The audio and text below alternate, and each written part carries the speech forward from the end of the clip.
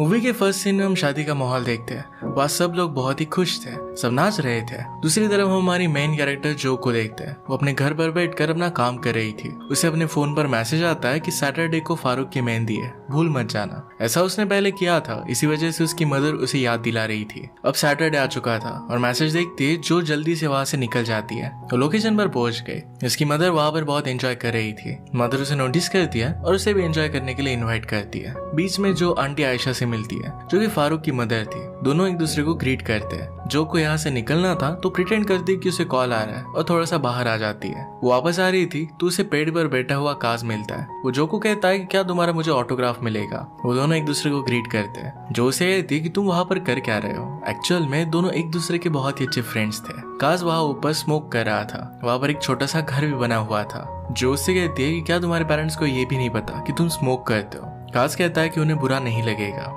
खेरू इसे बताता है कि अब उसकी शादी होने वाली है। जो काज को कॉन्ग्रेचुलेट करती है। वो कहती है कि लड़की कौन है। काज बताता है कि मुझे अब तक पता नहीं है। जो ये बात समझ नहीं पाती। काज उसे डिटेल में बताता है कि एक अरेंज मैरिज होने वाली है। उसकी फैमिली ने उसके लिए लड़की डिसाइड की है। जो कहती है कि अगर मुझे किसी अनजान आदमी के साथ शादी करनी पड़ी तो मेरे लिए बहुत ही डिफिकल्ट हो जाएगा।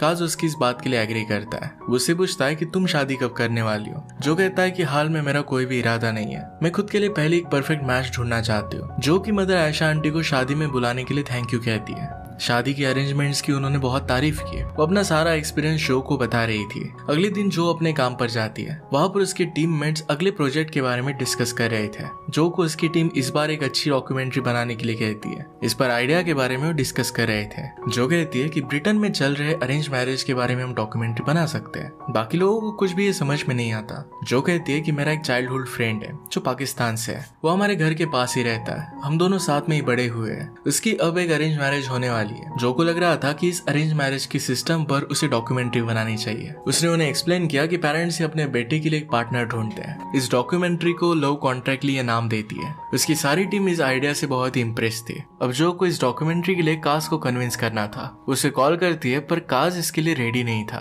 वो उसे मनाने लग गई। कहती है कि सब कुछ पहले की तरह ही होगा। हम इस प्रोसेस में काफी मजे करेंगे। बचपन में एक दूसरे के साथ जिस तरीके से टाइम स्पेंड करते थे उसी तरीके से टाइम स्पेंड करेंगे। काज इस बात के लिए भी मना कर रहा था। आखिर में काज उसे कहता है कि हम दोनों मिलकर टेबल टेनिस खेलेंगे। अगर तुम जीत जाती हो तो मैं तुम्हें करने दूंगा। इसके बाद हम देखते हैं कि दोनों एक जगह पर टेबल टेनिस खेल रहे थे। जो काज को अरेंज मैरिज के साइड इफेक्ट बताती है। इसके ऑपोजिट काज उसे इसके फायदे बताता है। वो कहता है कि बच्चों के लिए एक बड़ी फैमिली बहुत अच्छी होती है, सोसाइटी के लिए भी बहुत अच्छा है। जो काज को कहती है कि अगर मैं गेम जीत जाती हूँ तो मैं जो कहोगी तुम्हें वो सब करना पड़ेगा। काज इसके लिए मान जाता है। यहाँ पर जो जीत गई थी। बाद में काज और जो कहीं जा रहे थे। काज को कुछ भी आइडिया नहीं था। उससे पूछता है कि हम कर क्या रहे हैं। जो से कहती कि मैं तुमसे कुछ सवाल पूछूंगी, बस कैमरे में देखकर इसके आंसर दे देना। वो उसे आजकल की डेटिंग एप्स के बारे में पूछती है। काज सारे आंसर दे देता है और इसके बाद कैमरामैन काज की मॉम आयशा को शूट करती है। आयशा अपना इंट्रोडक्शन देते हुए कहती है कि मैं कल्चरल कंसल्टेंट हूँ। बाद में मिस्टर मो का भी इंट्रोडक्शन लिया जाता है, जो काफी मजे में अपना इंट्रोडक्शन देते हैं। वो एक मैच मेकर थे। वो सब लोगों को अपने बच्चे के लिए अच्छा जीवन साथी ढूंढ कर देते हैं। इन सब कैरेक्टरिस्टिक्स को लेकर काज अपने पेरेंट्स से बात करता है। अपने पेरेंट्स की सारी बातों को नोट कर लेता है। बाद में घर पर आकर जो आयशा खान और उसके हस्बैंड का इंटरव्यू लेती है। दोनों अपने एक्सपीरियंस के बारे में बताते हैं। वो बता रहे थे कि उनका मैरिज कितना अच्छा था। उनका अरेंज मैरिज बहुत ही सक्सेसफुल रहा है और एक कंसेप्ट सोसाइटी के लिए बहुत ही अच्छा है। जो सारी चीजें अच्छी तरीके से नोट कर रही थी। इसके बाद हम जो को उसकी सिस्टर के घर पर देखते हैं। अपनी नीस के साथ वो बहुत ही अच्छे से खेल रही थी। उनके साथ बहुत मजाक करती है। वो अपनी सिस्टर को आने वाली डॉक्यूमेंट्री के बारे में बताती है। बाद में वो बच्चों के साथ उसके रूम में चली जाती है। वहाँ पे उन्हें सिंड्रेला की कहानी सुनाती है। सब लोग फिर सो जाते हैं। आगे हम देखते हैं कि कैसे जो ने अपनी लाइफ में बहुत कोशिश की थी एक अच्छा लाइफ पार्टनर ढूंढने की, पर उसे कोई भी पसंद नहीं आया। अब वो अकेले ही रहना चाहती थी। इसके बाद नेक्स्ट सीन में हम देखते हैं कि मिस्टर मो अपना इंट्रोडक्शन देकर सब लोगों की मीटिंग लेते हैं। इसमें काज भी था। काज को एक लड़की में अपनी पसंद नापसंद क्या है इसके बारे में वो सबको बताता है। बाद में काज ने अपनी इस मीटिंग के बारे में जो को बताया। जो उसे कहती कि गैम्बलिंग की तरह अगर तुम्हें तुम्हें बाद में पता चला कि तुम दोनों में केमिस्ट्री ही नहीं है तो फिर क्या होगा, तुम्हारी मैच सही से बन नहीं पाएगी। काश को जो बहुत ही डिप्रेसिंग लगती है। जो काश को ड्रिंक के लिए इन्वाइट करती है और काश कहता है कि अपने फैमिली के साथ में डिनर करने जा रहा हूँ। आज मदर्स डे के बारे में जो भूल गई थी वो भी जल्दी से अपने घर के लिए निकल जाती है। घर पर जो की मदर उससे बात कर रही थी कि किस तरीके से आयशा और उसकी फैमिली कितनी अच्छी है। जो की मदर को तो पहले लगता था कि वो लोग ग्रीक या इटालियन होंगे। इन्हीं सब बातों में जो के फोन पर उसकी मदर डेटिंग ऐप को देखती है।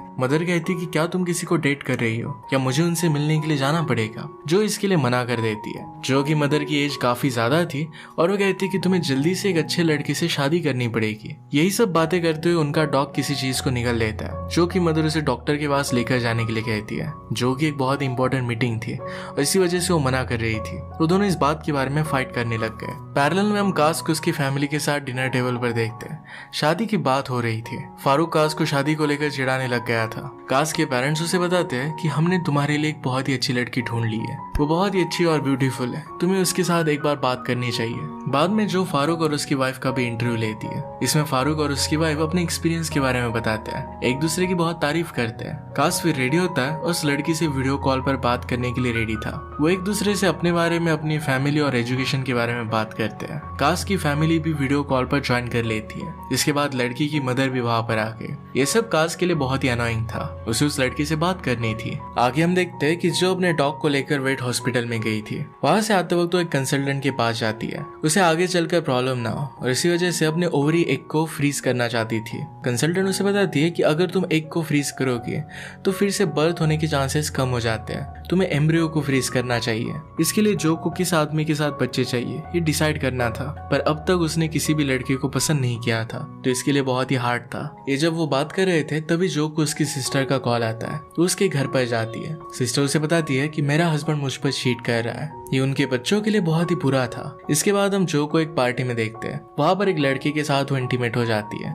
ये करने के बाद उसे बहुत ही गिल्टी लगता है। काश फुटबॉल की मैच खेल रहा था, उसे ब्रेक मिलता है तो फिर जो उससे क्वेश्चन पूछने लगती है। काश कहता है कि फाइनली उसकी शादी फिक्स हो गई है। जिस लड़की के साथ ये फिक्स हुई है उसके साथ तो लास्ट मंथ से बात कर रहा है। उसकी मदर ने सब लोगों में अब मिठाइयां भी बांट दी है। जो उससे पूछती है कि उस लड़की की एज क्या है। काश कहता है कि मुझे एज गैप के बारे में पता है। वो लड़की बहुत ही स्मार्ट है और ये ज्यादा बड़ा प्रॉब्लम नहीं होगा। जो पूछती है कि क्या तुम दोनों में चीजें कॉमन है। काश कहता है कि हम में काफी चीजें कॉमन है। जो को बहुत ही डिसअपॉइंटेड लगता है कि ये अजीब सी शादी अब काश करने वाला था। वो कहती है कि आखिर में तुम बाकी लोगों की तरह बन ही गए, उन्हीं के मुताबिक चलने लग गए। काश कहता है कि क्या कभी तुमने लोगों के लिए कुछ नहीं किया। वो कहता है कि तुम जरा डिस्टर्ब हो और तुम्हें हॉलीडे की जरूरत है। बाद में जो अपने घर पर थी, वहाँ पर वेट हॉस्पिटल का डॉक्टर उनके घर पर आया था, जो उसकी मदर से अब काफी फेमिलियर हो गया था। वो डिनर के लिए यहाँ पर आया हुआ था। इसके बाद काश उन्हें लेने के लिए आता है तो सब वहाँ पर चले जाते हैं। काश की शादी दूसरी कंट्री में थी क्योंकि लड़की के घर पर वो शादी रखने वाले थे। प्लेन में काश बहुत ही अनकंफर्टेबल हो जाता है क्योंकि उसे फ्लाइंग अच्छी नहीं लगती।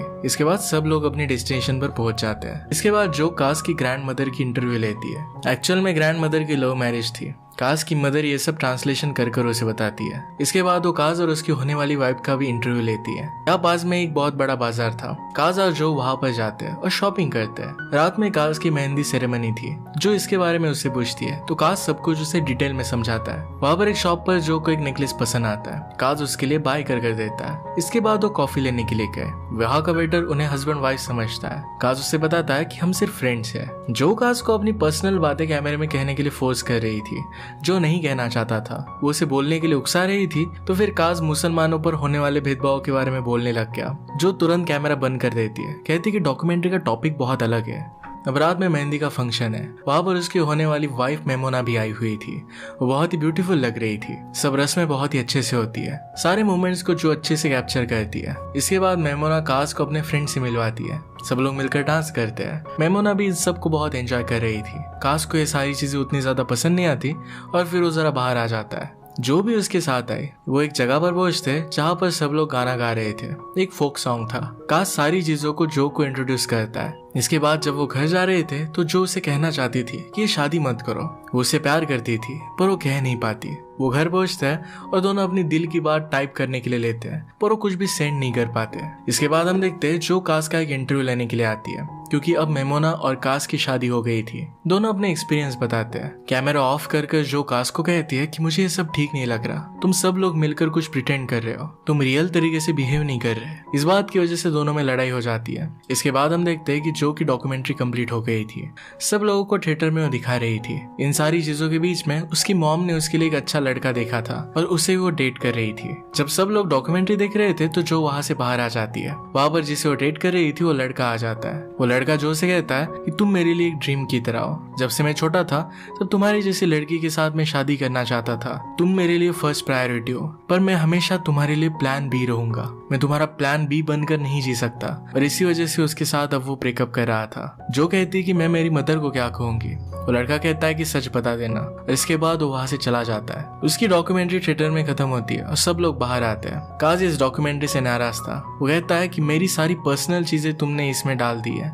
जो उसे समझाने की कोशिश करती है पर वो समझ नहीं रहा था। इसके बाद जो की मदर उसके पास आती है। जो भी हुआ था अपने बॉयफ्रेंड के साथ, जो भी हुआ था सब कुछ अपने मदर को बता देती है। मदर उसे ब्लेम करने लग गई थी। जो कि जब मूवी रिलीज होती है तो सब लोग इसके बारे में बुरी बातें कहने लगते हैं। इस मूवी के रिस्पॉन्स को लेकर जो बहुत ही परेशान हो गई थी। इसके बाद तो अपना सामान पैक कर रही थी। तभी उसकी मदर वहां पर आ जाती है। वो पूछती है कि कर क्या रही हो। जो कहती कि मुझे एक ब्रेक की जरूरत है और ब्रेक के लिए ही वो टर्की जा रही है। इसी के बारे में जब वो बात कर रही थी तब उसे कास का मैसेज आता है। कास ने उसे एक वीडियो भेजा था। इससे हमें पता चलता है कि कास तो मेमोना से प्यार करता है, पर मेमोना उसे प्यार नहीं करती। वो किसी और को ही चाहती थी और प्रेशर में उसने शादी की थी। कास को भी उसके साथ रहने के लिए सब कुछ प्रिटेंड करना पड़ रहा था और इसी वजह से अब वो डिवोर्स लेने वाले थे। जब ये बात वो फैमिली को बताते हैं तो सबके सामने कास ने भी बता दिया था कि वो स्मोक और ड्रिंक दोनों करता है। सब लोगों से बात करने के बाद वो जो को ढूंढता है। जिस पेड़ पर उन्होंने छोटा सा घर बनाया था वो वहां पर थी। काज उसके पास आ जाता है। जो उसे कहती है कि मैं तुमसे प्यार करती हूँ। जो को भी वो पहले से ही पसंद थी